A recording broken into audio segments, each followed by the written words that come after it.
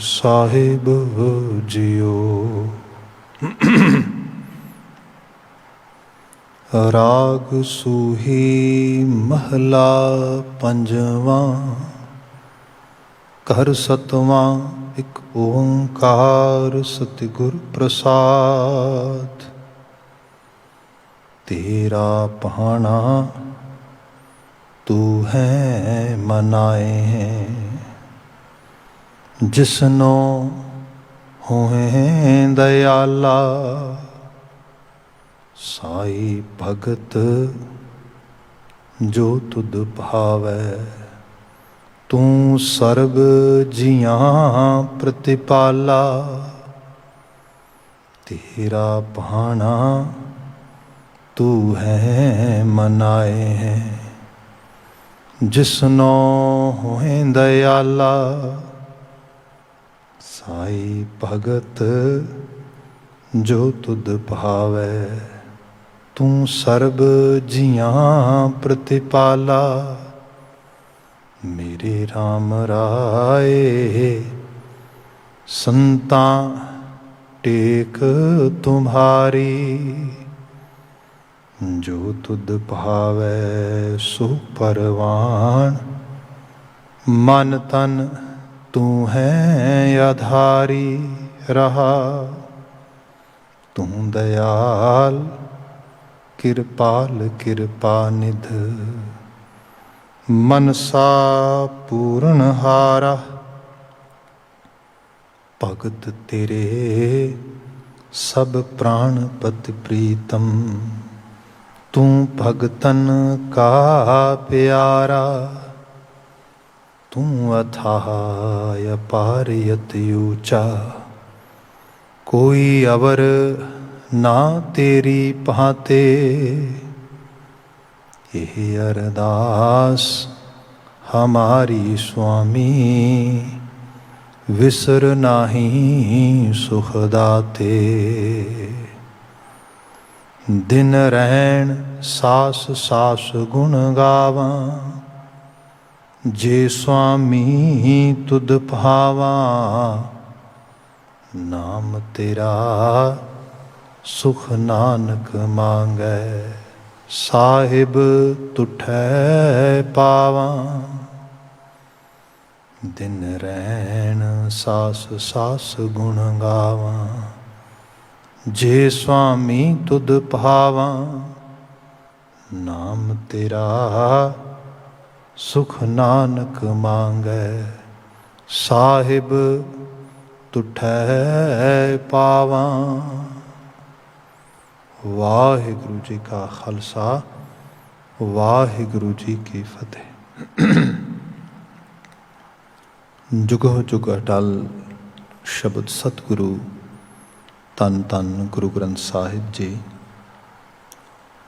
ਪਰਿਪੂਰਨ ਦਾਤਾਰ ਪਾਤਸ਼ਾਹ ਅਕਾਲ ਪੁਰਖ ਵਾਹਿਗੁਰੂ ਜੀ, ਆਪ ਜੀਆਂ ਦੀ ਅਪਾਰ ਮਿਹਰਾਮਤ ਹੈ। ਸ਼ਾਮ ਸਮੇਂ ਗੁਰੂ ਦਰਬਾਰ ਦੀ ਆਭਾਸੀ ਮਾਣ ਪਾ ਰਹੇ ਹਾਂ। ਸ਼ਾਮਾਂ ਦੇ ਦੀਵਾਨ ਵਿੱਚ ਰਹਿਰਾਸ ਸਾਹਿਬ ਜੀ ਦੀ ਪਾਵਨ ਬਾਣੀ ਦੇ ਜਾਪ ਤੋਂ ਉਪਰੰਤ ਗੁਰਬਾਣੀ ਕੀਰਤਨ ਅਸੀਂ ਮਾਣ ਰਹੇ ਸੀ। ਅਗਲੇਰਾ ਸਮਾਂ ਗੁਰ ਸ਼ਬਦ ਵਿਆਖਿਆਨ ਦਾ ਹੈ। ਇਸ ਵਿੱਚ ਸੂਹੀ ਰਾਗ ਦੇ ਬਚਨ ਜੋ ਮੁਸਲਸਲ ਅਸੀਂ ਵਿਚਾਰਦੇ ਆ ਰਹੇ ਹਾਂ। ਅਗਲੇਰਾ ਸ਼ਬਦ ਆਪ ਜੀ ਨੇ ਸਰਵਨ ਕੀਤਾ ਹੈ। ਵਿਚਾਰ ਮੁੱਖ ਸੁਨੇਹੇ ਤੋਂ ਪ੍ਰਾਰੰਭ ਕਰਦੇ ਹਾਂ, ਪਰ ਉਸ ਤੋਂ ਪਹਿਲਾਂ ਇੱਕ ਸਰਸਰੀ ਨਜ਼ਰ ਪਾਵਨ ਸ਼ਬਦ ਦੇ ਸਿਰਨਾਵੇਂ ਤੇ। ਸਿਰਨਾਵਾਂ ਹੈ ਰਾਗ ਸੂਹੀ ਮਹੱਲਾ ਪੰਜਵਾਂ, ਘਰ ਸਤਵਾਂ, ਇੱਕ ਓੰਕਾਰ ਸਤਿਗੁਰ ਪ੍ਰਸਾਦ। ਸੂਹੀ ਰਾਗ ਵਿੱਚ ਗੁਰੂ ਅਰਜਨ ਪਾਤਸ਼ਾਹ ਦੁਆਰਾ ਇਹ ਰਚਨਾ ਉਚਰਿਤ ਕੀਤੀ ਗਈ।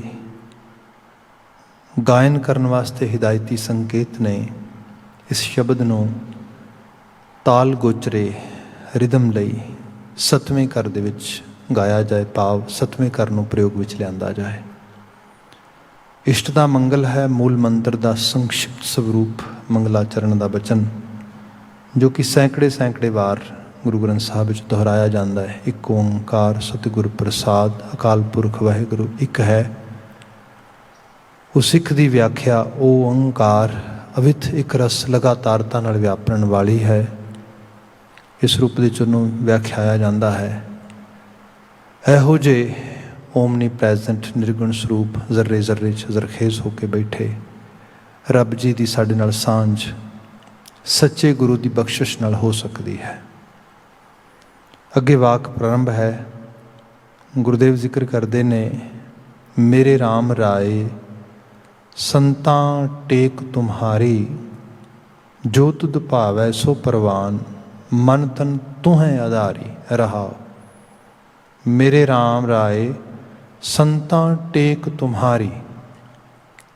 ਰੱਬ ਜੀ ਅਕਾਲ ਪੁਰਖ ਵਾਹਿਗੁਰੂ ਨੂੰ ਕਿਹਾ ਗਿਆ ਰਮੇ ਹੋਏ ਉਸ ਸਭ ਜਗ੍ਹਾ 'ਤੇ ਮੌਜੂਦ ਸ਼ਕਤੀ ਨੂੰ, ਹਸਤੀ ਨੂੰ, ਹੇ ਰਾਮ ਰਾਏ ਸੰਤਾਂ ਟੇਕ ਤੁਮਹਾਰੀ। ਜੋ ਸੰਤ ਜਨ ਨੇ, ਜਿਨ੍ਹਾਂ ਦੇ ਅੰਦਰ ਜੀਵਨ ਦੀ ਸੱਤਿਆ ਨੂੰ ਸਮਝਣ ਦਾ ਸਹੀ ਰੂਪ ਦੇ ਵਿੱਚ ਵੱਲ ਆ ਗਿਆ ਹੈ, ਉਹ ਤੇਰੀ ਓਟ ਵਿੱਚ ਨੇ, ਤੇਰੇ ਆਸਰੇ ਵਿੱਚ ਰਹਿੰਦੇ ਨੇ। ਕੱਲ ਵੀ ਬਚਨ ਕੁਝ ਇਸੇ ਕਿਸਮ ਦੇ ਨਾਲ ਆ ਰਿਹਾ ਸੀ, ਭਗਤਾਂ ਕੀ ਟੇਕ ਤੂੰ ਸੰਤਾਂ ਕੀ ਓਟ, ਤੂੰ ਸੱਚਾ ਸਿਰਜਣਹਾਰਾ। ਹੁਣ ਦੇ ਮਾਇਨੇ ਇਨ ਜਨਰਲ ਤੁਸੀਂ ਕਹਿ ਦਿੰਦੇ ਆ ਕਿ ਸੰਤ ਜਨ ਜਿਹੜੇ ਨੇ, ਭਗਤ ਜਨ ਜਿਹੜੇ ਨੇ, ਰੱਬ ਉਹਨਾਂ ਦਾ ਸਹਾਈ ਹੁੰਦਾ ਹੈ ਇਸ ਸਾਰੇ ਦੇ ਵਿੱਚ। ਪਰ ਇਨਡੀਡ ਗੁਰੂ ਬਾਬਾ ਜੀ ਸਾਨੂੰ ਸਾਰਿਆਂ ਨੂੰ ਇੱਕ ਇੰਸਪੀਰੇਸ਼ਨ ਦੇ ਰਹੇ ਨੇ, ਪ੍ਰੇਰਨਾ ਦੇ ਰਹੇ ਨੇ। ਬੰਦਾ ਜਦੋਂ ਜੀਵਨ ਵਿੱਚ ਵਿਚਰਦੇ ਆ, ਸਾਡੇ ਆਲੇ ਦੁਆਲੇ ਜੋ ਇਨਵਾਇਰਮੈਂਟ ਬਿਲਡ ਹੁੰਦਾ ਆ, ਉਹਦੇ ਫਿਰ ਇਨਵਾਇਰਮੈਂਟ ਦੇ ਵਿੱਚ ਅਸੀਂ ਜੋ ਐਕਟ ਕਰਦੇ ਹਾਂ, ਉਸ ਐਕਸ਼ਨ ਦੇ ਰਿਜ਼ਲਟ ਵਜੋਂ ਜਿਹੜੇ ਕੌਨਸੀਕੁਐਂਸਿਸ, ਜਿਹੜੇ ਸਰਕਮਸਟੈਂਸਿਸ ਦੇ ਵਿੱਚੋਂ, ਉਹ ਹਾਲਾਤਾਂ ਦੇ ਵਿੱਚੋਂ ਅਸੀਂ ਜੋ ਚੋਇਸਿਸ ਬਣਾਉਂਦੇ ਹਾਂ, ਫਿਰ ਉਹਦੇ ਸਿੱਟੇ ਭੁਗਤਦੇ ਹਾਂ, ਮੋਸਟਲੀ ਅਸੀਂ ਉਹਦੇ ਬਾਰੇ ਸ਼ਿਕਾਇਤ ਕਰਦੇ ਹਾਂ। ਅਤੇ ਫਿਰ ਸ਼ਿਕਾਇਤਾਂ ਦੇ ਵਿੱਚ ਵੱਡੇ ਲੈਵਲ 'ਤੇ ਇਹ ਵੀ ਸ਼ਿਕਾਇਤ ਆਈ ਹੈ, ਕਿੱਥੇ ਆ ਰੱਬ, ਕੌਣ ਹੈ ਰੱਬ, ਆਹ ਸਾਡੇ ਨਾਲ ਕਿਵੇਂ ਹੋ ਗਿਆ, ਇਸ ਤਰ੍ਹਾਂ ਕਿਵੇਂ ਹੋ ਗਿਆ। ਸਭ ਇਹ ਚੀਜ਼ਾਂ ਬੰਦੇ ਦੇ ਜੀਵਨ ਵਿੱਚ ਹੁੰਦੀਆਂ ਨੇ। ਗੁਰੂ ਮਹਾਰਾਜ ਬਾਣੀ 'ਚ ਬਿਆਨ ਕਰਦੇ ਨੇ, ਕਿਉਂ ਨਹੀਂ ਤੂੰ ਸੰਤ ਬਿਰਤੀ ਅਖਤਿਆਰ ਕਰਦਾ। ਹੁਣ ਜਿਹੜੀ ਸੰਤ ਬਿਰਤੀ ਹੈ, sometime we grab things especially from scriptures in very narrow kind of understanding, such as ਧਾਰਮਿਕ ਹੋਣ ਦਾ ਮਤਲਬ ਸਾਡੇ ਵਾਸਤੇ ਬਹੁਤੀ ਵਾਰੀ ਕਿਸੇ ਖਾਸ ਦਿੱਖ ਲਿਬਾਸ ਦਾ ਧਾਰਨੀ ਹੋ ਜਾਣਾ ਹੈਗਾ, ਜਿਵੇਂ ਇਸ ਤਰੀਕੇ ਨਾਲ ਰਿਹਾ। ਹਾਲਾਂਕਿ ਬਾਣੀ ਦੇ ਵਿੱਚ ਬੜਾ ਸਰਲ ਰੂਪ ਵਿੱਚ ਲਿਖਿਆ, ਜੋਗ ਨਾ ਭਗਵੀਂ ਕੱਪੜੀ, ਜੋਗ ਨਾ ਮੈਲੇ ਵੇਸ। ਭਾਰਤੀ ਖਿੱਤੇ ਦੇ ਵਿੱਚ ਜੇ ਕੋਈ ਸ਼ੈਫਰੋਨ ਕਲਰ ਦੇ, ਜੇ ਕੋਈ ਭਗਵੇ ਰੰਗ ਦੇ ਕੱਪੜੇ ਪਾ ਕੇ ਤੁਹਾਡੇ ਸਾਹਮਣੇ ਫਿਰਦਾ, ਤੇ ਲੋਕੀ ਕਹਿੰਦੇ ਕੋਈ ਜੋਗੀ, ਕੋਈ ਤਿਆਗੀ, ਕੋਈ ਰੱਬ ਹੈ, ਰੱਬ ਦਾ ਬੰਦਾ। ਮਤਲਬ ਭਗਤ ਹੋਣਾ ਸਿੱਧੇ ਤੌਰ 'ਤੇ ਸਿਰਫ ਜਸਟ ਉਹ 2-4 ਮੀਟਰ ਕੱਪੜਾ ਪਾ ਲਓ ਤੇ ਹੋ ਗਏ। ਕਿਤੇ ਪੀਤਾਂਬਰ ਬਣ ਗਏ, ਕਿਤੇ ਸ਼ਵੇਤਾਂਬਰ ਬਣ ਗਏ, ਤੁਸੀਂ ਲਿਟਰਲੀ ਇਸਤਰੀ ਚੰਦ ਦੇਖ ਸਕਦੇ ਹੋ। ਜਾਂ ਕਿਤੇ ਕੁਝ ਲੋਕੀ ਵੈਸੇ ਤਿਆਗੀ ਹੋ ਗਏ, ਜਿਵੇਂ ਸੰਸਾਰ ਰਿਨਾਊਂਸ ਕਰ ਦਿੱਤਾ, and then they are not wearing any piece of cloth or just showing people, yes, we are totally kind of monk or kind of saintly people. ਮਹਾਰਾਜ ਬਿਆਨ ਕਰਦੇ, ਇਸ ਤਰ੍ਹਾਂ ਧਰਮ ਨਹੀਂ ਕਮਾਇਆ ਜਾ ਸਕਦਾ, ਨਾ ਇਹਨਾਂ ਲੋਕਾਂ ਨੂੰ ਸੰਤ ਕਿਹਾ ਜਾ ਸਕਦਾ ਹੈ। ਜੋਗ ਨਾ ਭਗਵੀਂ ਕੱਪਣੀ, ਜੋਗ ਨਾ ਮੈਲਾ ਵੇਸ। ਨਾਨਕ ਘਰ ਬੈਠਿਆਂ ਜੋਗ ਪਾਈ ਹੈ। ਘਰ ਬੈਠਿਆਂ ਤੁਸੀਂ ਇੱਕ ਆਰਡੀਨਰੀ ਹਿਊਮਨ ਬੀਇੰਗ ਦੀ ਤਰ੍ਹਾਂ ਜੀਵਨ ਜੀ ਰਹੇ ਹੋ, ਆਪਣੇ ਘਰ ਦੇ ਵਿੱਚ ਹੋ, ਕੰਮਕਾਰ ਕਰਦੇ ਹੋ, ਰੁਜ਼ਗਾਰ ਕਰਦੇ ਹੋ, ਸੰਸਾਰ ਦੇ ਜ਼ਿੰਮੇਵਾਰੀਆਂ ਨਿਭਾਉਂਦੇ ਹੋ, ਬੱਚੇ ਪਾਲਦੇ ਹੋ, ਇਹ ਸਭ ਚੀਜ਼ਾਂ ਦੇ ਵਿੱਚ ਇੱਥੇ ਜੋਗ ਕਮਾਇਆ ਜਾ ਸਕਦਾ, ਇੱਥੇ ਧਰਮ ਕਮਾਇਆ ਜਾ ਸਕਦਾ। ਸਤਿਗੁਰ ਕੈ ਉਪਦੇਸ਼, ਸਤਿਗੁਰ ਕੈ ਉਪਦੇਸ਼, ਹਾਂ ਭਾਈ, ਜਿਹੜੀਆਂ ਟੀਚਿੰਗਸ ਨੇ ਉਹਨਾਂ ਨੂੰ ਫੋਲੋ ਕਰੋ। ਸੋ ਸੰਤ ਹੋਣ ਦਾ ਮਤਲਬ ਇਹੀ ਹੈ, ਜਿਹੜਾ ਇੱਕ ਹਾਇਰ ਅਥਾਰਟੀ ਨੂੰ, ਇੱਕ ਹਾਇਰ ਸਕੂਲ ਆਫ ਥਾਟ ਨੂੰ, ਇੱਕ ਹਾਇਰ ਆਈਡੀਓਲੋਜੀ ਨੂੰ ਫੋਲੋ ਕਰਦਾ ਹੈ, ਸਮਰਪਿਤ ਹੁੰਦਾ ਹੈ। ਬੰਦੇ ਦੀ ਅਕਸਰ ਅਸੀਂ ਗੱਲ ਕਰਦੇ ਹਾਂ, ਅਸੀਂ ਇਨਫਲੂਐਂਸ ਵਿੱਚ ਜੀਨੇ ਹਾਂ, ਅਤੇ ਇਨਫਲੂਐਂਸ ਜਿਹੜਾ ਆਲਾ ਦੁਆਲਾ ਸਾਡਾ ਹੈ ਉਹਦੇ ਵਿੱਚ ਜਿਹੜਾ ਬੈਡ ਇਨਫਲੂਐਂਸ ਉਹ ਬਹੁਤ ਜਲਦੀ ਆ ਜਾਂਦਾ ਹੈ, ਉਹਨੂੰ ਐਫਰਟ ਕਰਨ ਦੀ ਲੋੜ ਵੀ ਨਹੀਂ ਹੈ। ਜਿਵੇਂ ਦਾਨੇ ਲੋਕ ਕਹਿੰਦੇ ਨੇ ਮਨ ਦਾ ਸੁਭਾਅ ਪਾਣੀ ਵਰਗਾ ਹੈ, ਮਾੜਾ ਜਿਹਾ ਢਿੱਲਾ ਛੱਡੋਗੇ ਨੀਵੇਂ ਪਾਸੇ ਜਾਏਗਾ। ਜਿਹੜੀ ਨਿਵਾਨਤਾ ਹੈ, ਜਿਹੜਾ ਨਿਗਰ ਜਾਣਾ, ਇਹ ਬੜੀ ਜਲਦੀ ਆ ਜਾਂਦਾ ਚਾਰ ਚੁਫੇਰਿਓਂ। ਜਿਵੇਂ ਹੁਣ ਧਰਮ ਦੀ ਗੱਲ ਕੀਤੀ ਜਾਏ, even in today's world people claim they are spiritual. People claim we are exercising religious teachings. But ਉਹਦਾ ਪਤਾ ਕਿਵੇਂ ਲੱਗੇਗਾ? ਪਤਾ ਲੱਗੇਗਾ ਜਦੋਂ ਤੁਸੀਂ ਇੱਕ ਰੋਜ਼ਮर्रा ਦੇ ਜੀਵਨ ਦੇ ਵਿੱਚ ਕਿਸੇ ਹਾਇਰ ਡਿਸਿਪਲਿਨ ਨੂੰ ਅਡਾਪਟ ਕਰਨ ਦੀ, ਉਸ ਨੂੰ ਐਕਸੈਪਟ ਕਰਨ ਦੀ, ਉਸ ਨੂੰ ਜੀਣ ਦੀ ਜਾਂਚ ਸਿੱਖੋਗੇ, ਉਹਦੇ 'ਚ ਐਫਰਟ ਪਾਓਗੇ। ਤੇ ਹੁਣ ਸਾਰਿਆਂ ਵਾਸਤੇ ਸਪਿਰਿਚੁਅਲ ਸਾਈਡ ਤੁਸੀਂ ਦੇਖੀਏ ਸਾਡੀ ਬੈਟਰਮੈਂਟ ਕਿਵੇਂ ਹੋ ਸਕਦੀ ਹੈ। ਇੱਕ ਬੰਦਾ ਹੈ ਕ੍ਰੋਧ ਤੰਗ ਕਰਦਾ ਆ, ਕ੍ਰੋਧ ਬਹੁਤ ਆਉਂਦਾ ਆ, ਕੰਮ ਕਰੇ ਇਹਦੇ 'ਤੇ, ਇਹ 'ਤੇ ਕੰਮ ਕਰਦੇ ਹਾਂ, ਕੱਲ੍ਹ ਨਾਲੋਂ ਅੱਜ ਕੁਝ ਬੈਟਰ ਹੈ, ਅੱਜ ਨਾਲੋਂ ਆਉਂਦੇ ਕੱਲ੍ਹ ਬੈਟਰ ਹੋਏ, ਫਿਰ ਅੱਗੇ ਅੱਗੇ ਇਸ ਤਰੀਕੇ ਨਾਲ ਦੱਸ ਮੈਨੂੰ ਪੌੜੀਆਂ ਚੜ੍ਹ ਰਿਹਾ। ਜਿਹਨੂੰ ਸਿੱਖ ਦਿਨ ਬਚਨ ਪੜ੍ਹ ਰਹੇ ਸੀ ਕਿ ਸੰਤ ਕਾ ਮਾਰਗ ਧਰਮ ਕੀ ਪੌੜੀ, ਕੋ ਵੱਡ ਭਾਗੀ ਪਾਏ, ਉਹ ਵੱਡੇ ਭਾਗਾਂ ਵਾਲਾ ਬਣ ਰਿਹਾ।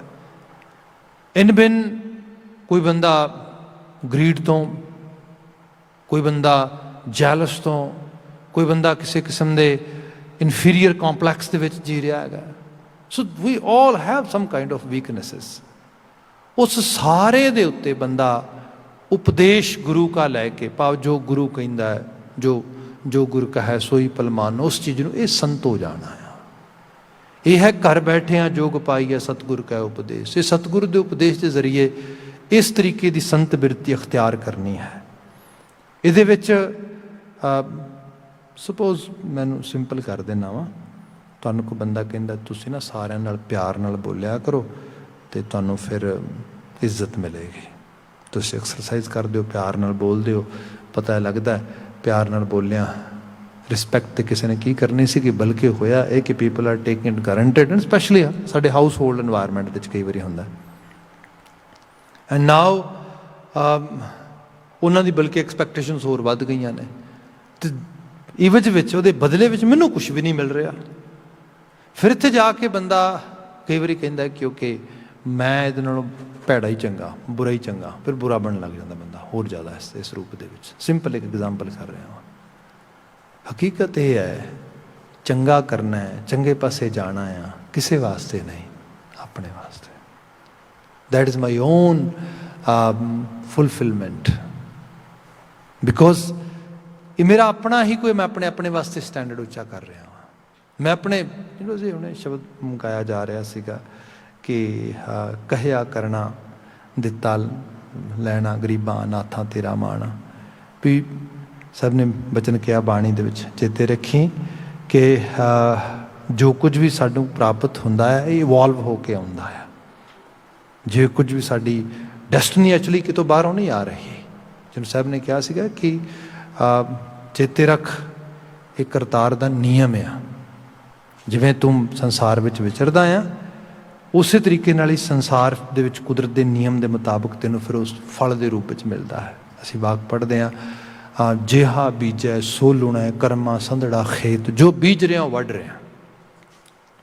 ਹਾਂ, ਬੰਦਾ ਕਈ ਲੈਵਲ 'ਤੇ ਸੁਪਰਫਿਸ਼ੀਅਲ ਵੀ ਹੋ ਜਾਂਦਾ ਆ, ਮੀਨ ਉਹ ਅੰਡਰਸਟੈਂਡ ਚੀਜ਼ਾਂ ਨੂੰ ਕਰਨ ਦੀ ਬਜਾਏ ਇੱਕ ਆਪਣੀ ਇੰਟਰਪ੍ਰੀਟੇਸ਼ਨ ਵਿੱਚ ਲੈ ਆਉਂਦਾ।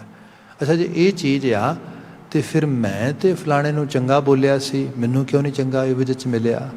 ਭਾਈ ਗੱਲ ਇਹ ਹੈ, ਮਦਰ ਨੇਚਰ ਦੇ ਲਾਅ ਆਫ ਕੋਜ਼ਮੋ ਨੂੰ ਵੱਡੇ ਲੈਵਲ 'ਤੇ ਦੇਖ, ਸੰਤ ਸਮਝਦਾ ਉਸ ਚੀਜ਼ ਨੂੰ। ਲਾਅ ਆਫ ਕੋਜ਼ਮੋ ਦਾ ਹੁਣ ਮਾਇਨਾ ਦੇਖੋ ਕੀ ਹੈਗਾ। ਕੁਝ ਐਸੇ ਨੇ ਜਿਵੇਂ ਸਾਡੇ ਅੱਜ ਕੱਲ੍ਹ ਲੋਕ ਗਾਰਡਨ ਵਗੈਰਾ ਲਗਾ ਰਹੇ ਨੇ, ਸਬਜ਼ੀਆਂ ਵਗੈਰਾ, ਟਮਾਟਰ, ਮਿਰਚਾਂ, ਇਹੋ ਜਿਹੇ ਬੂਟੇ ਜਿਹੜੇ ਖਾਸ ਕਰਕੇ ਜਾਂ ਛੋਟੀਆਂ ਬੂਟੇ ਜਿਹੜੇ ਹੋਰ ਵੱਲਾਂ ਵਗੈਰਾ ਲੋਕ ਲਗਾ ਰਹੇ ਆ।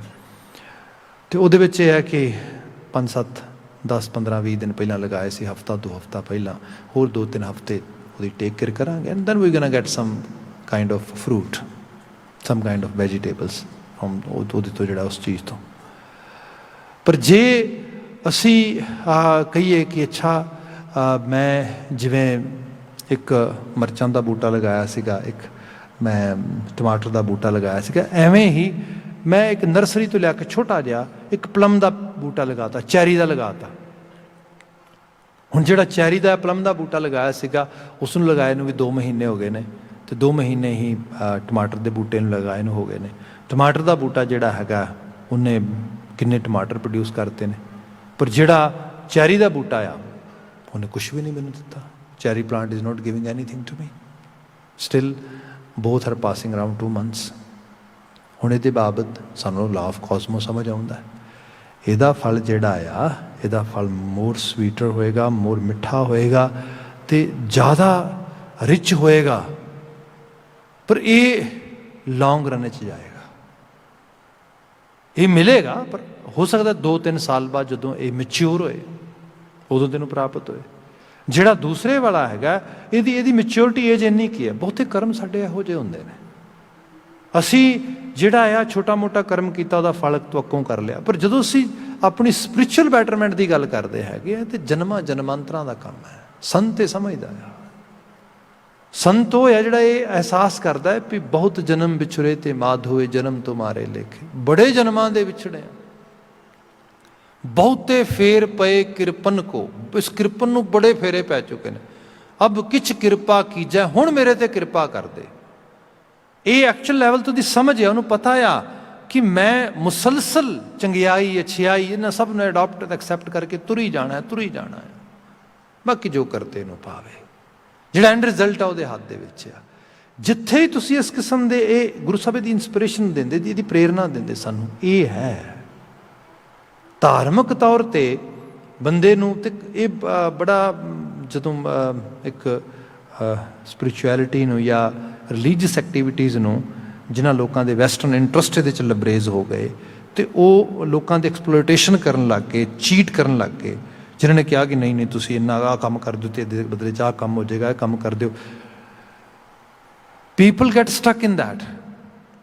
ਉਹਨਾਂ ਨੂੰ ਚੀਜ਼ ਫਿਰ ਪ੍ਰੇਰਨਾਦਾਇਕ ਵੀ ਜ਼ਿਆਦਾ ਲੱਗਦੀ ਹੈ, ਕਿਉਂਕਿ ਕਿਤੇ ਲਾਲਚ ਹੈ, ਕਿਤੇ ਗਰੀਡ ਹੈ, ਕਿਤੇ ਕੋਈ ਇੱਕਦਮ ਡਰਿਆ ਬੰਦਾ ਹੋਈਦਾ, ਹਾਂ ਇਹ ਇੱਥੋਂ ਛੇਤੀ ਹੋ ਜਾਏਗਾ। ਫਿਰ ਬਾਅਦ ਵਿੱਚ ਬੰਦਾ ਕਈ ਵਾਰੀ ਇਤਰਾਜ਼ ਵੀ ਕਰਦਾ, ਕੋਈ ਝੂਠ ਬੋਲਿਆ ਸੀਗਾ, ਭਈ ਸੱਚ ਹੈ, ਬਾਣੀ ਤੇ ਕਹਿ ਰਹੀ ਹੈ, ਬਾਣੀ ਤੇ ਕਹਿ ਰਹੀ ਹੈ। ਜੀਵਨ ਲੱਗ ਜਾਂਦੇ, ਜਨਮਾਂਤਰ ਲੱਗ ਜਾਂਦੇ ਆਪਣਾ ਆਤਮ ਸੁਧਾਰ ਵਾਸਤੇ, ਇਹਨਾਂ ਚੀਜ਼ਾਂ ਵਾਸਤੇ। ਫਿਰ ਜਾ ਕੇ ਕਿਤੇ ਕਰਤਾ ਤਰੁੱਟਦਾ ਹੈ, ਤਰਸ ਕਰਦਾ ਹੈ, ਇਹ ਸਭ ਚੀਜ਼ਾਂ ਹੁੰਦੀਆਂ।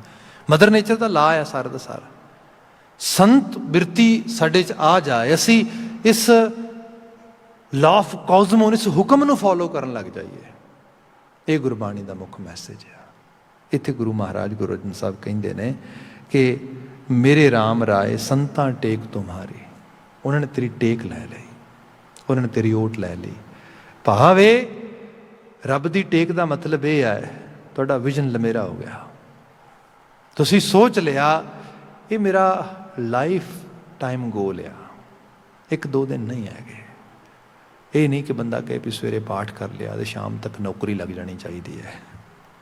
Those kind of things we have in our mind. And ਉਹਦੇ ਨਾਲ ਅਸੀਂ ਆਪਣੇ ਆਪ ਨਾਲ ਵੀ ਧੋਖਾ ਕਰਦੇ ਹਾਂ ਅਤੇ ਧਰਮ ਸੰਸਥਾ ਨੂੰ ਤਾਂ ਅਸੀਂ ਫਿਰ ਬਿਲਕੁਲ ਹੀ ਅੰਡਰਸਟੈਂਡ ਨਹੀਂ ਕਰ ਪਾਉਂਦੇ। ਇਹਦੇ 'ਤੇ ਹਾਲਤ ਇਹ ਹੈ ਕਿ ਬੰਦਾ ਉਮਰਾਂ ਲਗਾ ਦੇ ਅਤੇ ਉਮਰਾਂ ਲਗਾ ਕੇ ਵੀ ਕੁਛ ਨਾ ਮਿਲੇ ਅਤੇ ਫਿਰ ਵੀ ਕਹੇ ਸ਼ੁਕਰ ਹੈ ਤੇਰਾ, ਸ਼ੁਕਰ ਹੈ ਤੇਰਾ। ਮੈਂ ਕਈ ਵਾਰੀ ਭਾਈ ਵੀਰ ਸਿੰਘ ਜੀ ਦੀਆਂ ਨਜ਼ਮਾਂ ਵਿੱਚੋਂ ਬਹੁਤ ਚੀਜ਼ਾਂ ਪੜ੍ਹਦਾ ਹਾਂ। ਭਾਈ ਸਾਹਿਬ ਉਮਰ ਬੀਤ ਗਈ, ਰਿਲੀਜੀਅਸ ਐਕਸਰਸਾਈਜ਼ਸ ਕਰਦੇ ਹਾਂ, ਸਭ ਚੀਜ਼ਾਂ ਕਰਦੇ ਹਾਂ, ਅਤੇ ਕਿਤੇ ਉਹ ਸੱਜਣ ਨੇ ਨੇੜੇ ਹੋ ਕੇ ਦੇਖਿਆ ਅਤੇ ਉਹ ਅਰਦਾਸਾਂ ਕਰ ਰਹੇ ਨੇ, ਉਹ ਕਰਤੇ ਤਰਸ ਕਰੀ ਗੁਨਾਹਾਂ ਤੋਂ ਮਾਫੀ ਮਿਲੇ, ਕਰਤੇ ਤਰਸ ਕਰੀ ਚੰਗੇ ਕੰਮਾਂ ਦੀ ਪ੍ਰੇਰਨਾ ਦੇਈ, ਕਰਤੇ ਤਰਸ ਕਰੀ ਜੀਵਨ ਚੌਗਣ ਘਟ ਜਾਣ, ਕਰਤੇ ਤਰਸ ਕਰੀ ਤੇਰੇ ਦੀਦਾਰ ਪਾ ਸਕਾਂ। ਇਸ ਕਿਸਮ ਦੀਆਂ ਬਾਤਾਂ ਉਹ ਕਰਦੇ। ਉਹ ਸੱਜਣ ਨੇ ਸੁਣਿਆ ਅਤੇ ਉਹ ਕਹਿੰਦਾ ਵੀ ਭਾਈ ਵੀਰ ਸਿੰਘ ਗੱਲ ਇਹ ਹੈ, ਉਮਰ ਹੋ ਗਈ, ਕਾਫੀ ਵਡੇਰੇ ਹੋ ਗਏ ਸੀ ਉਹਨੇ ਚਿਰ ਤੱਕ, ਅਤੇ ਸਾਰੀ ਉਮਰ ਇੰਨਾ ਲਿਖਿਆ ਵੀ ਧਾਰਮਿਕ ਲਿਟਰੇਚਰ, ਧਾਰਮਿਕ ਐਕਸਰਸਾਈਜ਼ ਕੀਤੀ, ਬਿਲਕੁਲ ਰਿਲੀਜੀਅਸ ਬੰਦਾ। ਤੁਸੀਂ ਪੰਜਾਬੀ ਲਿਟਰੇਚਰ 'ਚ ਜੇ ਕਿਤੇ ਕਿਤਾਬਾਂ ਨੂੰ ਦੇਖੋ ਨਾ, ਜਿਹਦੀਆਂ ਕਿਤਾਬਾਂ ਸਭ ਤੋਂ ਵੱਧ ਵਿਕੀਆਂ ਨੇ ਅੱਜ ਤੱਕ, ਉਹ ਭਾਈ ਵੀਰ ਸਿੰਘ ਹੈ। ਤੁਸੀਂ ਉਹਨਾਂ ਦੇ ਧਾਰਮਿਕ ਲਿਟਰੇਚਰ ਲੈ ਲਓ, ਵੈਸੇ ਸਾਰਾ ਲਿਟਰੇਚਰ ਹੀ ਉਹਨਾਂ ਦਾ ਬੜਾ ਜਿਹੜਾ ਹੈਗਾ ਹਿਊਮੈਨਿਟੀ ਨੂੰ ਇੱਕ ਨੈਕਸਟ ਲੈਵਲ 'ਤੇ ਲਿਜਾਣ ਵਾਲਾ ਹੈਗਾ। ਅਤੇ ਫਿਰ ਇਹ ਹੀ ਨਹੀਂ, ਮੋਸਟਲੀ ਸਿੱਖੀ ਨਾਲ ਪ੍ਰਣਾਇਆ ਹੋਇਆ ਸਾਰਾ, ਆਲਮੋਸਟ ਸਾਰੀ ਉਮਰ ਕਲਮ ਚਲਾਈ ਅਤੇ ਕਲਮ ਵੀ ਚਲਾਈ ਗੁਰਮਤਿ ਦੇ ਸਕੂਲ ਦੀ ਸੇਵਾ ਵਾਸਤੇ। ਸਾਰੀ ਉਮਰ ਜੋ ਬਾਤ ਕੀਤੀ ਉਹ ਵੀ ਗੁਰਮਤਿ ਦੀ ਕੀਤੀ, ਰੱਬ ਦੀ ਕੀਤੀ, ਇਹਦੇ 'ਚ ਹੀ ਰਹੇ। ਤੇ ਅਜੇ ਤੱਕ ਵੀ ਜੇ ਤੁਹਾਡੀ ਅਰਦਾਸ ਨਹੀਂ ਪੂਰੀ ਹੋਈ ਤੇ ਹੋਰ ਕਿਸੇ ਦੀ ਕੀ ਪੂਰੀ ਹੋਣੀ ਹੈ। ਜੇ ਤੁਹਾਡੇ ਵਰਗਾ ਬੰਦਾ ਅਜੇ ਤੱਕ ਇਹ ਸੋਚ ਰਿਹਾ ਵੀ ਕਰਤੇ ਕਦੀ ਦਰਸ਼ਨ ਦਈ, ਦੀਦਾਰ ਦਈ, ਤਰਸ ਕਰੀ, ਔਗਣ ਕਟਣ, ਆਪਣੇ ਪਾਸੇ ਲਾਈ, ਇਹ ਚੀਜ਼ਾਂ ਚੱਲ ਰਹੀਆਂ ਨੇ। ਮੇਨ ਸਾਡੇ ਲਈ ਤਾਂ ਹੋਪਲੈਸ ਆ ਫਿਰ ਵੀ ਜੇ ਤੁਹਾਡੇ ਵਰਗੇ ਬੰਦੇ ਨੇ ਵੀ ਕੁਛ ਨਹੀਂ ਪ੍ਰਾਪਤ ਕੀਤਾ ਅਜੇ ਤੱਕ ਜਾ ਕੇ, ਕਿਉਂਕਿ ਅਸੀਂ ਕਾਹਲੇ ਪੈਂਦੇ ਹਾਂ ਇਸ ਤਰੀਕੇ ਨਾਲ। ਭਾਈ ਸਾਹਿਬ ਨੇ ਸਾਰੀ ਬਾਤ ਸੁਣੀ ਤੇ ਕਵੀ ਰੂਹ ਸੀਗੇ, ਅੰਦਰੋਂ ਕਿਤੇ ਇੱਕਦਮ ਤਾਰ ਛਿੜ ਗਈ ਤੇ ਇੱਕਦਮ ਨਗਮਾ ਫੁੱਟ ਗਿਆ। ਤੇ ਉਹਨਾਂ ਦਾ ਨਗਮਾ ਅਜੇ ਵੀ ਅਸੀਂ ਪੜ੍ਹਦੇ ਹਾਂ ਤੇ ਉਹਨਾਂ ਨੇ ਬੜੇ ਸੁੰਦਰ ਭਾਵ ਦੇ ਨਾਲ ਉਹ ਜਿਹੜਾ ਹੈਗਾ ਸ਼ਾਇਰਾਨਾ ਅੰਦਾਜ਼ ਦੇ ਵਿੱਚ ਉਹ ਕਵਿਤਾ ਉਕੇਰੀ। ਉਹ ਕਹਿੰਦੇ ਵੀ ਸੱਜਣਾ ਗੱਲ ਇਹ, ਤੇਰੀ ਗੱਲ ਮੈਂ ਸੁਣ ਲਈ ਏ, ਮੇਰੀ ਹੁਣ ਗੱਲ ਸੁਣੀ ਵੀ ਮੈਂ ਅਰਦਾਸ ਕੀ ਕਰਦਾ। ਉਹ ਕਹਿੰਦੇ ਚੰਨ ਪੁੰਨਿਆਂ ਨੂੰ ਹੱਸ ਹੱਸ ਚੜ੍ਹਦਾ, ਫੇਰ ਘਟੇ ਤੇ ਰੋਵੇ। ਪੁੰਨਿਆਂ ਦਾ ਚੰਨ ਕਦੀ ਚੜ੍ਹਦਾ ਦੇਖ, ਉਹ ਜਦੋਂ ਚੜ੍ਹ ਰਿਹਾ ਹੁੰਦਾ ਆ ਹਰ ਰੋਜ਼ ਥੋੜ੍ਹਾ ਥੋੜ੍ਹਾ ਵੱਧਦਾ, ਥੋੜ੍ਹਾ ਥੋੜ੍ਹਾ ਵੱਧਦਾ। ਅਤੇ ਜਦੋਂ ਪੁੰਨਿਆਂ ਦੇ ਬਿਲਕੁਲ ਨੇੜੇ ਚੜ ਜਾਂਦਾ, ਪੁੰਨਿਆਂ ਵਾਲੇ ਦਿਨ ਪੂਰਾ ਹੋ ਜਾਂਦਾ ਅਤੇ ਬਹੁਤ ਆਭਾ ਮੰਡਿਤ ਹੁੰਦੀ, ਚਾਨਣੀ ਫੈਲਦੀ। ਪਰ ਇੱਥੇ ਖਤਮ ਹੋ ਕੇ ਤੇ ਫਿਰ ਘਟਣ ਲੱਗ ਜਾਂਦਾ। ਕਹਿੰਦੇ ਗੱਲ ਇਹ ਹੈ ਵੀ ਚੰਨ ਪੁੰਨਿਆਂ ਨੂੰ ਹੱਸ ਹੱਸ ਚੜ੍ਹਦਾ, ਫੇਰ ਘਟੇ ਤੇ ਰੋਵੇ। ਕਹਿੰਦੇ ਅੱਧ ਖਿੜਿਆ ਫੁੱਲ ਕੋਈ ਨਾ ਤੋੜੇ, ਖਿੜਿਆ ਹਰ ਕੋਈ ਤੋੜੇ। ਜਦੋਂ ਫੁੱਲ ਖਿੜ ਰਹੇ ਨੇ, ਜਿੰਨੀ ਦੇਰ ਤੱਕ ਅਜੇ ਖਿੜ ਰਿਹਾ ਮਾਲੀ ਜਾਂ ਜੋ ਥੋੜ੍ਹਾ ਬਹੁਤਾ ਉਹਦੀ ਪਲਾਂਟਿੰਗ ਵਾਸਤੇ, ਟੇਕ ਕੇਅਰ ਵਾਸਤੇ ਬੰਦਾ ਜਿਹੜਾ ਆਲੇ ਦੁਆਲੇ ਹੈਗਾ ਗਾਰਡਨਰ, ਉਹਨੂੰ ਦੇਖਦਾ ਆ, ਉਹ ਕਹਿੰਦਾ ਨਹੀਂ ਅਜੇ ਜਿਹੜਾ ਹੈਗਾ ਪੂਰੀ ਤਰ੍ਹਾਂ ਨਹੀਂ ਖਿੜਿਆ, ਅਜੇ ਇਹਨੂੰ ਹੋਰ ਖਿੜ ਲੈਣ ਦੀ। ਹੋਰ ਜਦੋਂ ਲੱਗ ਜੇ ਕਿ ਪੂਰਾ ਖਿੜ ਗਿਆ, ਉਹ ਟਾਹਣੀ ਨਾਲ ਤੋੜ ਦਿੰਦਾ ਉਹਨੂੰ। ਭਾਈ ਸਾਹਿਬ ਜੀ ਨਜ਼ਮ ਵਿੱਚ ਬਿਆਨ ਕਰਦੇ, ਕਹਿੰਦੇ ਚੰਨ ਪੁੰਨਿਆਂ ਨੂੰ ਹੱਸ ਹੱਸ ਚੜ੍ਹਦਾ, ਫੇਰ ਘਟੇ ਤੇ ਰੋਵੇ। ਅੱਧ ਖਿੜਿਆ ਫੁੱਲ ਕੋਈ ਨਾ ਤੋੜੇ, ਖਿੜਿਆ ਹਰ ਕੋਈ ਤੋੜੇ। ਪੂਰੀ ਸ਼ੈ ਨੂੰ ਡਰ ਘਾਟੇ ਦਾ, ਡਰਨਾ ਅੱਧੀ ਤਾਈਂ। ਜਦੋਂ ਚੀਜ਼ ਪੂਰੀ ਹੋ ਗਈ, ਕੰਪਲੀਟ ਹੋ ਗਈ, ਉਦੋਂ ਤੇ ਸਮਝੋ ਕਿ ਬਸ ਹੁਣ ਤੇ ਇਸ ਤੋਂ ਬਾਅਦ ਘਾਟਾ ਪਏਗਾ, ਨੁਕਸਾਨ ਹੋਏਗਾ। ਉਹ ਕਹਿੰਦੇ ਮੈਂ ਤੈਨੂੰ ਸੱਚੀ ਦੱਸਾਂ, ਮੈਂ ਜਿਸ ਰਾਹ 'ਤੇ ਤੁਰਿਆ ਗੁਰਮਤ ਦੇ, ਰੱਬ ਦੇ, ਉਸ ਅਕਾਲ ਪੁਰਖ ਵਾਹਿਗੁਰੂ ਦੇ ਰਾਹ ਦੇ ਉੱਤੇ, ਇਹਦੇ ਵਿੱਚ ਜਿਹੜੀ ਸੰਪੂਰਨਤਾ ਆ, ਸੰਪੂਰਨਤਾ ਕੀ ਹੋਏਗੀ ਇਹਦਾ ਅਹਿਸਾਸ ਸਾਨੂੰ ਸ਼ਾਇਦ ਹੋ ਵੀ ਨਹੀਂ ਸਕਦਾ। ਉਹ ਕਹਿੰਦੇ ਸੱਚ ਹੈ ਕਿ ਮੈਂ ਇਸ ਰਾਹ 'ਤੇ ਤੁਰਿਆ ਵਾਂ, ਮੇਰੇ ਲਈ ਬਹੁਤ ਹੈ। ਮੇਰਾ ਇਸ ਰਾਹ 'ਤੇ ਤੁਰਨਾ ਵੀ ਮੈਨੂੰ ਬਹੁਤ ਤਸੱਲੀ ਦਿੰਦਾ ਹੈ। ਮੇਰੀ ਇਹੀ ਅਰਦਾਸ ਹੈ ਮਾਲਕਾ, ਮੈਂ ਪਹੁੰਚਾਂ ਭਾਵੇਂ ਕਿਤੇ ਨਾ, ਪਰ ਰਾਹ ਤੇਰੇ 'ਤੇ ਤੁਰਿਆ ਰਹਾਂ। ਸੰਤ ਹੈ, ਇਹ ਟੇਕ ਹੈ ਉਹਦੀ, ਇਹ ਆਸਰਾ ਹੈ ਉਹਦਾ। ਇੱਥੇ ਕੋਈ ਫਾਈਨਲ ਇੱਕ ਚੀਜ਼ ਮੁਕਾਉਣ ਵਾਲੀ ਗੱਲ ਨਹੀਂ ਹੈ, ਤੇ ਜੀਵਨ ਪ੍ਰਿੰਤ ਲਾਈਫ ਟਾਈਮ ਗੋਲ ਹੈ ਸਾਰੇ ਦਾ ਸਾਰਾ। ਖੈਰ ਮੈਂ ਬਚਨ ਕਹਿ ਰਿਹਾ ਸੀਗਾ ਵੀ ਚੰਨ ਪੁੰਨਿਆਂ ਨੂੰ ਹੱਸ ਹੱਸ ਚੜ੍ਹਦਾ, ਫੇਰ ਘਟੇ ਤੇ ਰੋਵੇ। ਅੱਧ ਖਿੜਿਆ ਫੁੱਲ ਕੋਈ ਨਾ ਤੋੜੇ, ਖਿੜਿਆ ਹਰ ਕੋਈ ਤੋੜੇ। ਪੂਰੀ ਸ਼ੈ ਨੂੰ ਡਰ ਘਾਟੇ ਦਾ, ਡਰਨਾ ਅੱਧੀ ਤਾਈਂ। ਰੱਬਾ ਪਿਆਰ ਮੇਰੇ ਦੀ ਮੰਜ਼ਿਲ ਪੂਰੀ ਕਦੇ ਨਾ ਹੋਵੇ। ਹੇ ਰੱਬਾ, ਜਿਹੜੀ ਮੈਂ ਤੇਰੀ ਸਨੇਹਤਾ ਨਾਲ ਤੇਰੇ ਰਾਹ 'ਤੇ ਤੁਰਨ ਵਾਸਤੇ ਤੁਰਿਆ ਹਾਂ, ਮੇਰੀ ਅਰਦਾਸ ਇਹ ਹੈ ਮੈਨੂੰ ਸਫ਼ਰ 'ਚ ਰੱਖੀ। ਸਫ਼ਰ 'ਚ ਰਹਿੰਦਿਆਂ ਇਹ ਸੰਤਾਂ ਕੀ ਟੇਕ ਹੈ, ਇਹ ਭਗਤਾਂ ਕੀ ਓਟ ਆ। ਅਦਰਵਾਈਜ਼ ਲੋਕੀ ਛੋਟੀਆਂ ਛੋਟੀਆਂ ਕੰਡੀਸ਼ਨਸ ਲਾਉਂਦੇ ਤੇ ਕਹਿੰਦੇ ਕੰਡੀਸ਼ਨ ਫੁੱਲਫਿਲ ਹੋ ਜੇ ਸਮਝ ਲਾਂਗੇ ਰੱਬ ਹੈ। ਮੈਂ ਕਹਿੰਦਾ ਵਾਂ ਜਿਹੜੇ ਇਹੋ ਜਿਹੇ ਸ਼ਰਤੀਆ ਖਾਸ ਕਰਕੇ ਰਿਸ਼ਤੇ ਹੁੰਦੇ ਨੇ ਕਿਸੇ ਜਗ੍ਹਾ 'ਤੇ ਵੀ, ਉਹ ਕਦੀ ਵੀ ਰਿਸ਼ਤੇ ਪੂਰੇ ਨਹੀਂ ਹੁੰਦੇ। ਕਿਉਂਕਿ ਜੇ ਉਹ ਸ਼ਰਤ ਪੂਰੀ ਹੋ ਗਈ ਤਾਂ ਰਿਸ਼ਤਾ ਵੈਸੇ ਹੀ ਪੂਰਾ ਹੋ ਗਿਆ। ਜੋ ਮੈਂ ਚਾਹੁੰਦਾ ਸੀ ਮਿਲ ਗਿਆ, ਡਨ। ਜੇ ਨਹੀਂ ਮਿਲਿਆ ਤਾਂ ਵੀ ਡਨ। ਕਿਉਂਕਿ ਮੈਂ ਸ਼ਿਕਾਇਤ 'ਚ ਰਹਾਂਗਾ, ਲੈ ਮੇਰੀ ਤਾਂ ਵੀ ਗੱਲ ਨਹੀਂ ਸੁਣੀ। ਇੱਥੇ ਤੇ ਕਿਹਾ ਗਿਆ ਮਰਜ਼ੀ ਤੇਰੀ ਹੈ, ਇਹ ਹੈ ਟੇਕ। ਜੋ ਤੈਨੂੰ ਪਾਉਂਦਾ ਮੇਰੀ ਝੋਲੀ 'ਚ ਪਾਏ। ਜੋ ਮੈਨੂੰ ਕੀ ਪਤਾ ਸੀ ਸ਼ਬਦ ਪੜ੍ਹਦੇ ਹਾਂ, ਤੂੰ ਸਮਰੱਥ ਵੱਡਾ ਮੇਰੀ ਮਤ ਥੋੜ੍ਹੀ। ਮੈਂ ਥੋੜ੍ਹੀ ਜਿਹੀ ਮਤ ਨਾਲ ਤੈਨੂੰ ਦੱਸਾਂਗਾ ਰੱਬਾ ਕਿ ਮੇਰੇ ਵਾਸਤੇ ਨਾ ਆਹ ਕੰਮ ਕਰਦੀ। ਮੈਨੂੰ ਕੀ ਅਕਲ ਆ, ਮੈਨੂੰ ਵਿਵੇਕ ਦਈ, ਸੋਝੀ ਦਈ, ਸਹੀ ਰਾਹ 'ਤੇ ਤੋਰੀ ਰੱਖੀ। ਇੱਥੇ ਗੁਰੂ ਬਾਬਾ ਜੀ ਨੇ ਬਿਆਨ ਕੀਤਾ ਕਿ ਹੇ ਪਰਿਪੂਰਨ ਮੇਰੇ ਰਾਮ ਰਾਏ, ਸੰਤਾਂ ਟੇਕ ਤੁਮਹਾਰੀ। ਜੋ ਤੁਧ ਭਾਵੈ ਸੋ ਪ੍ਰਵਾਨ, ਮਨ ਤਨ ਤੂਹੇ ਆਧਾਰੀ।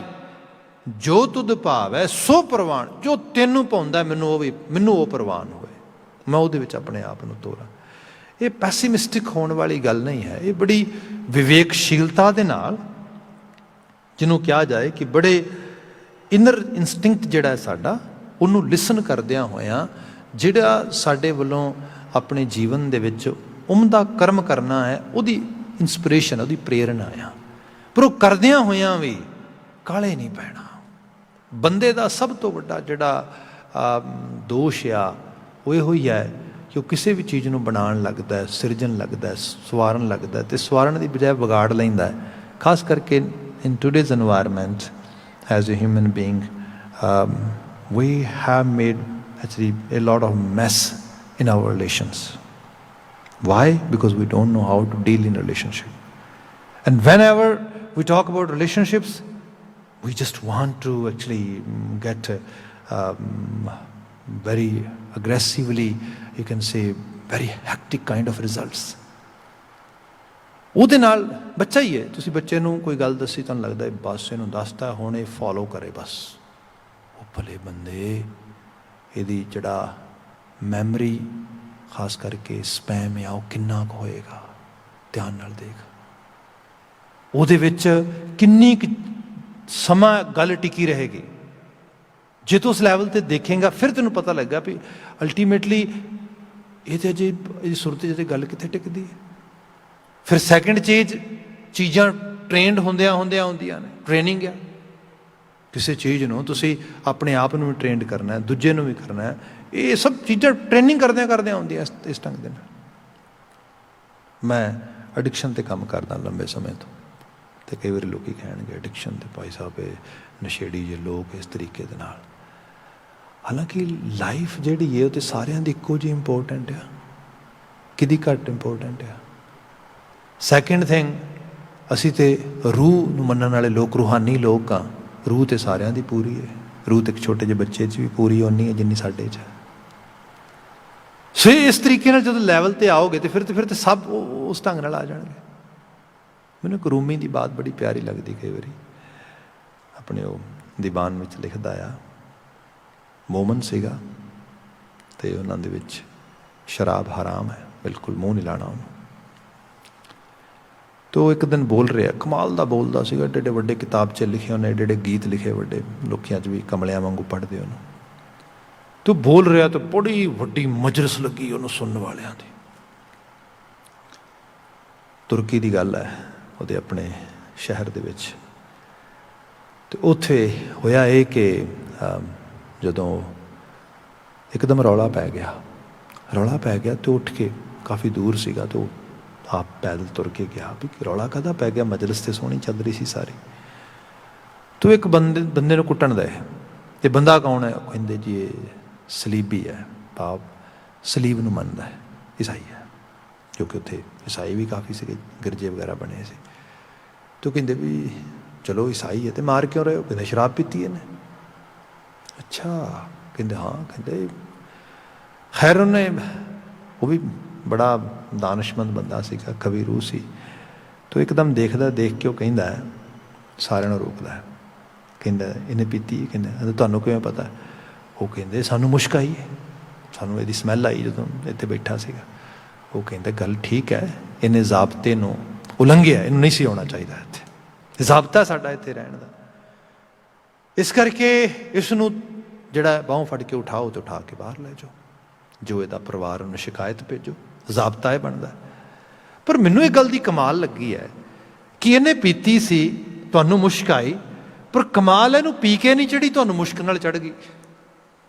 ਉਹ ਕਹਿੰਦੇ ਇਹ ਕਿਹਦੀ ਗੱਲ ਹੋਈ? ਕਹਿੰਦੇ ਲੈ ਪੀਏ ਤੇ ਪੀ ਕੇ ਵੀ ਇੱਥੇ ਬੈਠ ਕੇ ਸੁਣ ਰਿਹਾ ਸੀ ਘੱਟ ਤੋਂ ਘੱਟ, ਪਰ ਤੁਸੀਂ ਬਿਨਾਂ ਪੀਤੇ ਤੇ ਹੱਥ ਪੈਰ ਲੱਗ ਕੇ ਮਾਰਨੇ ਨੂੰ ਕੁੱਟ ਕੱਢਿਆ। ਦੱਸੋ ਹੁਣ ਆਹ ਜਿਹੜੀ ਗੱਲ ਆ, ਐਕਚੁਅਲੀ ਸੰਸਾਰ ਦਾ ਸੁਧਾਰ ਕਰਨਾ ਆ। ਸੁਧਾਰ ਕਿਵੇਂ ਕਰਾਂਗੇ? ਜੇ ਐਕਸੈਪਟ ਕਰਾਂਗੇ ਉਹਨਾਂ ਨੂੰ। ਤੇ ਸੰਤ ਹੋਇਆ ਘਰਾਂ ਥਾਵਾਂ 'ਚ ਦੇਖੋ ਤੁਸੀਂ, ਮੇਰੀ ਕੋਈ ਮਾੜੀ ਜਿਹੀ ਗੱਲ ਨਾ ਮੰਨੇ, ਮੈਨੂੰ ਲੱਗਦਾ ਵੀ ਬਸ ਜਾਂ ਇਹ ਹੈ ਨਹੀਂ ਤੇ ਜਾਂ ਮੈਂ ਹੈ ਨਹੀਂ, ਐਵੇਂ ਤਾਂ ਸੁਧਾਰ ਨਹੀਂ ਹੋਏਗਾ। ਇਹ ਛੋਟੀਆਂ ਚੀਜ਼ਾਂ ਡੀਲਿੰਗ ਜਿਹੜੀ ਹੈ। ਫਿਰ ਬੰਦਾ ਕਹਿੰਦਾ ਮੈਂ ਇਹਨਾਂ ਦੇ ਬੱਚੇ ਵਾਸਤੇ, ਫਲਾਂ ਵਾਸਤੇ, ਰਿਸ਼ਤੇ ਵਾਸਤੇ, ਸਨੇਹ ਵਾਸਤੇ ਅਰਦਾਸ ਕਰਦਾ ਰੱਬ ਕੋਲ ਜਾ ਕੇ। ਉਹ ਸੰਤ ਬਣਾ। ਸੰਤ ਹੋਇਆ ਜਿਹੜਾ ਉਮਰ ਭਰ ਲਾ ਦਿੰਦਾ ਹੈ। ਉਮਰਾਂ ਲੱਗ ਜਾਂਦੀਆਂ ਅਤੇ ਉਮਰਾਂ ਲੱਗਣ ਤੋਂ ਬਾਅਦ ਵੀ ਉਹਨੂੰ ਕਰਤਾਰ 'ਤੇ ਭਰੋਸਾ ਹੁੰਦਾ, ਤਾਂ ਉਹ ਕਹਿੰਦਾ ਕੋਈ ਗੱਲ ਨਹੀਂ, ਇਹ ਜੀਵਨ ਸ਼ਾਇਦ ਇਸੇ ਲੇਖੇ 'ਚ ਲੱਗੇਗਾ। ਗੁਰੂ ਮਹਾਰਾਜ ਨੇ ਇੱਥੇ ਬਿਆਨ ਕੀਤਾ, ਜੋ ਤੁਧ ਭਾਵੈ ਸੋ ਪ੍ਰਵਾਨ। ਜੋ ਤੈਨੂੰ ਭਾ ਜਾਏ ਉਹ ਮੈਂ ਆਪਣੇ ਦਾਮਨ ਵਿੱਚ ਪਾ ਲਵਾਂ, ਝੋਲੀ 'ਚ ਪਾ ਲਵਾਂ।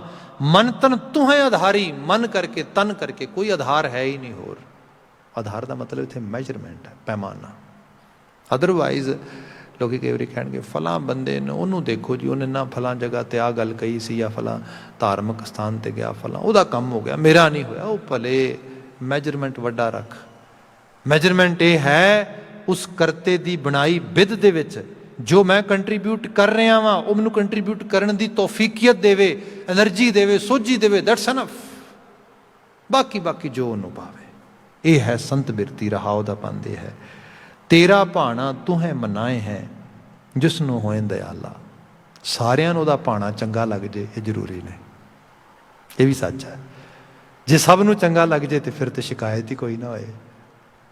ਜਿਸ ਤੂੰ ਤੇਰਾ ਭਾਣਾ ਤੂੰ ਹੈ ਮਨਾਏ ਜਿਸ ਨੂੰ ਹੋਏ ਦਿਆਲਾ, ਜੇ ਤੇ ਤੂੰ ਤਰਸ ਕਰ ਦੇਣਾ ਉਹਨੂੰ ਫਿਰ ਮੰਨਣ ਦੀ ਜਾਚ ਆ ਜਾਂਦੀ ਹੈ।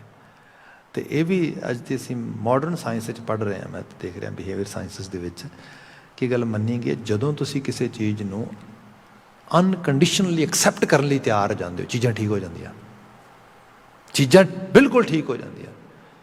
ਇੱਕ ਬੰਦੇ ਨੂੰ ਸਪੋਜ਼ ਹੈਲਥ ਇਸ਼ੂ 'ਤੇ ਗੱਲ ਕਰਦੇ ਹਾਂ ਅਸੀਂ, ਹੈਲਥ ਇਸ਼ੂ 'ਚ ਇੱਕ ਬੰਦਾ ਐਕਸੈਪਟ ਕਰ ਲੇ ਵੀ okay I have this issue, ਖੁੱਲ੍ਹੇ ਮਨ ਦੇ ਨਾਲ ਉਹਦੇ ਬਾਰੇ ਐਜੂਕੇਸ਼ਨ ਲਵੇ, ਨੌਲੇਜ ਲਵੇ, ਸਭ ਚੀਜ਼ਾਂ ਉਹਦੇ 'ਚ ਡਿਨਾਇਲ 'ਚ ਨਾ ਜਾਏ। ਉਹਦੇ 'ਚ ਮਤਲਬ ਇਹੀ ਚੀਜ਼ ਜਿੱਦ ਨਾ ਕਰੀ ਜਾਏ ਵੀ ਨਹੀਂ ਮੈਂ ਮੰਨਣਾ ਨਹੀਂ, ਮੈਨੂੰ ਹੈ, ਮੈਂ ਮੰਨਣਾ ਨਹੀਂ, ਉਹ ਮੰਨ ਲਿਆ ਤੇ ਮਾਰੇ ਜਾਂਗਾ ਇਸ ਤਰ੍ਹਾਂ ਨਾ। ਐਕਸੈਪਟ ਕਰਕੇ ਉਹਦੇ ਬਾਰੇ ਐਜੂਕੇਟ ਹੋਏ ਤੇ ਜੋ ਉਹਦੇ 'ਚ ਬਣਦਾ ਪ੍ਰੋਸੀਜਰ ਹੈ ਉਹਨੂੰ ਫੋਲੋ ਕਰੇ, ਕਹਿੰਦੇ ਬੰਦਾ ਠੀਕ ਹੋ ਜਾਏਗਾ। ਉਹ ਵੀ ਲੋਕ ਨੇ ਸਾਡੇ ਕੋਲ ਸਟੱਡੀਜ਼ ਆ ਰਹੀਆਂ ਨੇ ਜਿਨ੍ਹਾਂ ਨੇ ਜਿਹੜਾ ਹੈਗਾ ਆ ਬਚਪਨ ਦੇ ਵਿੱਚ ਡਾਇਬਟੀਜ਼ ਹੋ ਗਈ, ਅੱਜ 60 70 ਵਰੇ ਦੇ ਨੇ, ਨੋਰਮਲ ਔਰਗਨ ਕੰਮ ਕਰ ਰਹੇ ਨੇ, ਨੋਰਮਲ ਲਾਈਫ ਆ, ਹਰ ਚੀਜ਼ ਅਚੀਵ ਕੀਤੀ, ਬੜੇ ਖਿਡਾਰੀ ਨੇ ਬਹੁਤ ਸਾਰੇ। ਇਹ ਸਭ ਚੀਜ਼ਾਂ ਸਾਡੇ ਸਾਹਮਣੇ ਆਉਂਦੀਆਂ ਸਟੱਡੀ ਦੇ ਵਿੱਚ। ਰੀਜ਼ਨ ਕਿਉਂਕਿ ਉਹਨਾਂ ਨੇ ਇਸ ਚੀਜ਼ ਨੂੰ ਐਕਸੈਪਟ ਕੀਤਾ, ਐਕਸੈਪਟ ਕਰਦਿਆਂ ਹੋਇਆਂ ਜੋ ਆਪਣਾ ਐਪਰੋਪਰੀਏਟ ਰੋਲ ਬਣਦਾ ਉਹਦੇ ਪ੍ਰਤੀ ਉਹ ਅਦਾ ਕੀਤਾ। ਬਾਕੀ ਜੋ ਕਰਤਾਰ ਨੂੰ ਪਾਵੇ, ਗੁਰੂ ਬਾਬਾ ਜੀ ਕਹਿੰਦੇ ਤਰਸ ਹੈ ਉਹਦਾ। ਜਦੋਂ ਇਸ ਲੈਵਲ 'ਤੇ ਸਮਝ ਆ ਜਾਏ, ਜਿਸ ਨੂੰ ਹੋਏ ਦਿਆਲਾ ਸਾਈ ਭਗਤ ਜੋ ਤੁਧ ਭਾਵੈ। ਭਗਤੀ ਲੋਕ ਕਹਿੰਦੇ ਮਨ ਦੀ ਭਗਤੀ ਹੈ। ਬਹੁਤੀ ਵਾਰੀ ਬੰਦਾ ਮਨ ਦੇ ਪਿੱਛੇ ਤੁਰਦਾ ਮਨਮੁਖੀ ਹੋ ਜਾਂਦਾ। ਭਗਤੀ ਉਹ ਹੈ ਜੋ ਉਹਨੂੰ ਪਾ ਜਾਵੇ, ਤੇ ਉਹਨੂੰ ਪਾ ਜਾਵੇ ਉਹਦਾ ਸਰੂਪ ਕਿਸੇ ਨੇ ਦੇਖਿਆ ਨਹੀਂ, ਸਾਡੇ ਕੋਲ ਤੇ ਗੁਰੂ ਹੈ। ਗੁਰਮਤਿ ਆਸ਼ੇ ਨੂੰ ਅਡਾਪਟ ਤੇ ਐਕਸੈਪਟ ਕਰੋ, ਉਹਦੇ ਨਾਲ ਤੁਹਾਡੇ ਅੰਦਰ ਭਗਤੀ ਦਾ ਭਾਵ ਆਏਗਾ। ਜੋ ਗੁਰ ਕਹੈ ਸੋਈ ਪਲ ਮਾਨੋ, ਇੱਕ ਇੰਸਟੀਟਿਊਸ਼ਨ ਨੂੰ ਫੋਲੋ ਕਰਨਾ ਹੈ, ਗੁਰੂ ਆਸ਼ੇ ਮੁਤਾਬਕ ਹੋ ਜਾਣ। ਸਾਈ ਭਗਤ ਜੋ ਤੁਧ ਭਾਵੈ, ਤੂੰ ਸਰਬ ਜੀਆਂ ਪ੍ਰਤਪਾਲਾ। ਬਾਕੀ ਸਭ ਦਾ ਤੂੰ ਦਾਤਾ, ਸਭ ਦੀ ਪ੍ਰਤਪਾਲਨਾ ਕਰਨ ਵਾਲਾ ਤੂੰ ਹੈ। ਅਗਲਾ ਬਚਨ ਹੈ ਤੂੰ ਦਇਆਲ ਕਿਰਪਾਲ ਕਿਰਪਾ ਨਿਤ ਮਨਸਾ ਪੂਰਨ ਹਾਰਾ। ਇਹ ਅਕਾਲ ਪੁਰਖ ਵਾਹਿਗੁਰੂ ਤੂੰ ਕਿਰਪਾ ਦਾ ਮਾਲਕ ਹੈ, ਤੂੰ ਸਭ ਦੇ ਉੱਤੇ ਬਖਸ਼ਿਸ਼ ਕਰਨ ਵਾਲਾ ਆ। ਮਨਸਾ ਪੂਰਨ ਹਾਰਾ, ਮਨ ਦੀਆਂ ਆਸਾਵਾਂ ਦੀ ਪੂਰਤੀ ਤੇਰੇ ਥਰੂ ਹੁੰਦੀ ਹੈ, ਤੂੰ ਕਰ ਦੇਣਾ ਹੈਗਾ। ਭਗਤ ਤੇਰੇ ਸਭ ਪ੍ਰਾਣ ਪਤ ਪ੍ਰੀਤਮ, ਤੂੰ ਭਗਤਨ ਕਾ ਪਿਆਰਾ। ਜਿਹੜੇ ਭਗਤ ਜਨ ਨੇ ਸਭ ਪ੍ਰਾਣ ਪ੍ਰਤ ਪ੍ਰੀਤਮ, ਪ੍ਰਾਣਾਂ ਦੇ ਪਤੀ ਪਰਿਪੂਰਨ ਪਰਮੇਸ਼ਰ ਤੈਨੂੰ ਉਹ ਪਿਆਰ ਕਰਦੇ ਨੇ। ਹੁਣ ਇਹ ਗੱਲ ਇਹ ਹੈਗੀ ਹੈ, ਜਦੋਂ ਬੰਦਾ ਕਹਿੰਦਾ ਮੈਂ ਰੱਬ ਨੂੰ ਪਿਆਰ ਕਰਦਾ, ਮੈਂ ਰੱਬ ਨਾਲ ਸਾਂਝ ਪਾਉਣੀ ਚਾਹੁੰਦਾ, ਫਿਰ ਉਹ ਰੱਬ ਦੀ ਕਾਇਨਾਤ ਨੂੰ, ਰੱਬ ਦੇ ਬਣਾਏ ਮਨੁੱਖਾਂ ਨੂੰ, ਇਹ ਸਾਰੇ ਖਾਸੇ ਨੂੰ। ਸਾਡੇ ਘਰ ਦੇ ਵਿੱਚ ਭਗਤ ਪੂਰਨ ਸਿੰਘ ਆਈਡੀਅਲ ਹੈ ਸਾਡਾ। ਕੋਈ ਬੰਦਾ ਅੱਜ ਤੇ ਲੋਕਾਂ ਦੀ ਹਾਲਤ ਇਹ ਹੈ ਕਿ ਲੋਕੀ ਆਪਣੇ ਵਾਲੀ ਨਹੀਂ ਕੁਝ ਕਰਦੇ, ਆਪਣੇ ਵਾਲੀ ਨਹੀਂ ਰੋਂਦੇ, ਆਪਣੇ ਵਾਲੀ ਨਹੀਂ ਕੁਝ ਕਰਨ ਲਈ ਤਿਆਰ ਹੁੰਦੇ, ਸੱਤ ਬਗਾਨਿਆਂ ਵਾਲੇ, ਜਿਨ੍ਹਾਂ ਨੂੰ ਲੋਕੀ ਲੂਲੇ ਲੰਗੜੇ ਕਹਿੰਦੇ, ਜਿਨ੍ਹਾਂ ਨੂੰ ਲੋਕੀ ਕਹਿੰਦੇ ਤੇ ਇਹ ਕਿਸੇ ਕੰਮ ਜੋਗੇ ਨਹੀਂ, ਉਹਨਾਂ ਦੀ ਵੀ ਸੇਵਾ ਕਰਦਾ ਰਿਹਾ। ਬਿਰਖਾਂ ਜਾਨਵਰਾਂ ਸਭ ਦੀ ਇਸ ਰੂਪ ਵਿੱਚ। ਇਹ ਕੀ ਹੈ? ਇਹ ਹੈ ਰੱਬ ਦੇ ਰੂਪ ਨੂੰ ਵੇਖਣ ਵਾਲੀ ਬਾਤ। ਇੱਥੇ ਬਚਨ ਆਇਆ ਭਗਤ ਤੇਰੇ ਸਭ ਪ੍ਰਾਣ ਪ੍ਰਤ ਪ੍ਰੀਤਮ, ਤੂੰ ਭਗਤਨ ਕਾ ਪਿਆਰਾ, ਤੂੰ ਅਥਾ ਅਪਾਰ ਅਤ ਉੱਚਾ, ਕੋਈ ਅਵਰ ਨਾ ਤੇਰੀ ਪਾਤੇ। ਜੇ ਕੋਈ ਕਹੇ ਰੱਬ ਕੀ ਹੈ, ਰੱਬ ਕਿੱਥੋਂ ਆਇਆ, ਕੌਣ ਹੈ, ਗੁਰੂ ਅਰਜਨ ਸਾਹਿਬ ਕਹਿੰਦੇ ਉਹਦੇ ਭਾਂਤ ਵਰਗਾ ਕੋਈ ਹੋਰ ਹੈ ਨਹੀਂਗਾ। ਸੋ ਸਾਨੂੰ ਕੋਈ ਮਿਸਾਲ ਨਾ ਪੁੱਛੋ ਇਹਦੇ ਬਾਰੇ। ਅਸੀਂ ਇਹ ਕਹਿ ਸਕਦੇ ਹਾਂ ਉਹ ਅਥਾਹ ਹੈ, ਅਪਾਰ ਹੈ, ਅਤ ਉੱਚਾ ਹੈ, ਕੋਈ ਹੋਰ ਉਹਦੇ ਵਰਗਾ ਹੈ ਨਹੀਂ। ਇਹ ਅਰਦਾਸ ਹਮਾਰੀ ਸਵਾਮੀ ਵਿਸਰ ਨਾ ਹੀ ਸੁਖ ਦਾਤੇ। ਸਾਡੀ ਦਿਲੀ ਅਰਦਾਸ ਹੈ, ਸਾਡੇ ਦਿਲ ਦਿਮਾਗ 'ਚੋਂ ਤੂੰ ਕਦੀ ਵਿਸਰੇ ਨਾ। ਸਾਡੀ ਸੁਰਤ 'ਚ ਹਮੇਸ਼ਾ ਤੇਰਾ ਨਾਮ, ਜਿਵੇਂ ਅਸੀਂ ਬਚਨ ਪੜ੍ਹੀਏ ਬਾਣੀ ਦੇ ਵਿੱਚ, ਗੁਰੂ ਗੁਰੂ ਗੁਰੂ ਕਰ ਮਨ ਮੋਰ, ਗੁਰੂ ਬਿਨਾ ਮੈਂ ਨਾ ਹੀ ਹੋਰ। ਸਾਡੇ ਮਨ 'ਚ ਕੁਛ ਹੋਰ ਆਏ ਨਾ ਤੇਰੇ ਤੋਂ ਬਿਨਾ, ਉਹਦੀ ਬਾਤ ਆ ਗਈ। ਦਿਨ ਰਹਿਣ ਸਾਸ ਸਾਸ ਗੁਣ ਗਾਵਾਂ, ਰਾਤ ਦਿਨ ਸਵਾਸ ਸਵਾਸ ਤੇਰੇ ਗੁਣਾਂ ਨੂੰ ਗਾਉਂਦਾ ਰਹਾਂ, ਜੇ ਸਵਾਮੀ ਤੁਧ ਭਾਵਾਂ। ਪਰ ਇਹ ਵੀ ਤਾਂ ਹੈ ਜੇ ਤੈਨੂੰ ਚੰਗਾ ਲੱਗ ਜਾਏ। ਤੇ ਨਾਮ ਤੇਰਾ ਸੁਖ ਨਾਨਕ ਮੰਗੈ, ਸਾਹਿਬ ਤੁਠੈ ਪਾਵਾਂ। ਇਸ ਨਾਨਕ ਦਾ ਸੁਖ ਤੇਰਾ ਨਾਮ ਹੈ, ਤੇ ਸਾਹਿਬ ਮੈਨੂੰ ਪਤਾ ਆ ਤੁਠੈ ਪਾਵਾਂ। ਜਦੋਂ ਤੂੰ ਤੁਠੇਂਗਾ, ਤੂੰ ਤਰਸ ਦੇ ਘਰ ਵਿੱਚ ਆਏਗਾ, ਉਸ ਦਿਨ ਹੀ ਦੀ ਪ੍ਰਾਪਤੀ ਹੋਏਗੀ। ਸਭ ਰਹਿਮਤ ਕਰਨ। ਇਹਨਾਂ ਆਲਮੀ ਅਲਾਹੀ ਅਗੰਮੀ ਵਾਕਿਆਂ 'ਚੋਂ ਸਾਨੂੰ ਚੰਗੀ ਪ੍ਰੇਰਨਾ ਮਿਲੇ, ਅਸੀਂ ਗੁਰਮਤੀਏ ਬਣ ਸਕੀਏ। ਇੱਥੇ ਸਮਾਪਤੀ। ਕੋਵਿਡ ਦੀ ਸਿਚੁਏਸ਼ਨ 'ਚੋਂ ਲੰਘ ਰਹੇ ਹਾਂ ਰੋਜ਼ ਦੀ ਤਰ੍ਹਾਂ। ਉਹੀ ਵਿਨਤੀਆਂ ਨੇ। ਆਪਣਾ ਖਿਆਲ ਰੱਖੋ, ਆਲੇ ਦੁਆਲੇ ਦਾ ਖਿਆਲ ਰੱਖੋ, ਹਾਈਜੀਨ ਦਾ ਖਿਆਲ ਰੱਖੋ। ਨਾਲ ਦੀ ਨਾਲ ਮਾਲਕ ਦੇ ਚਰਨਾਂ 'ਤੇ ਅਰਦਾਸ ਕਰੋ, ਦਾਤਾ ਤਰਸ ਕਰੀ, ਸਭ ਨੂੰ ਸ਼ਫਾ ਬਖਸ਼ੀ, ਸਭ ਨੂੰ ਜਿਹੜਾ ਹੈਗਾ ਹਰਦੇਹ ਅਰੋਗਤਾ ਬਖਸ਼ੀ। ਇੱਥੇ ਸਮਾਪਤੀ। ਵਾਹਿਗੁਰੂ ਜੀ ਕਾ ਖਾਲਸਾ, ਵਾਹਿਗੁਰੂ ਜੀ ਕੀ ਫਤਿਹ।